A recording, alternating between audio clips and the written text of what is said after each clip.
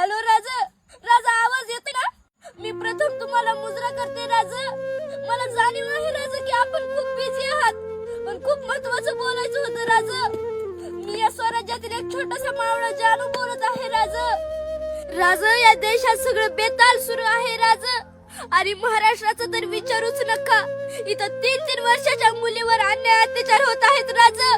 Medical college मध्ये डॉक्टरीचं शिक्षण घेणाऱ्या मुलीवर सुद्धा निर्गुण अत्याचार होत आहेत राजा. नेते मंडळी मात्र लाल दिव्याच्या गाडीमध्ये बसून नुसतं इकडून तिकडे फिरतायत राजा.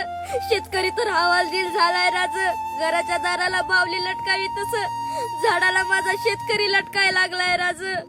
70 वर्षाचा बाप 30-35 वर्षाच्या मुलाच्या चितेला आग लावतोय राजा. राजा, तुम्ही जास्त दिवस जगला नाही तो. 32 वर्षात कधी कोणापुढे झुकला नाही. सत्तेसाठी खुर्चीसाठी हार पत्करली नाही तुम्ही राजा. कधी ना कधी लाचारी ऐकली नाही, ना कधी स्वाभिमान गमावला नाही राजा, ना कधी जनतेशी बैमान झाला नाहीत राजा. अहो, भारतरत्न कायदेमंत्री आंबेडकर साहेब, माझा आवाज येतोय का? अहो, तुम्ही रात्रंदिवस मेहनत करून लिहिलेल्या संविधानाची इथं प्रत जाळली जाते.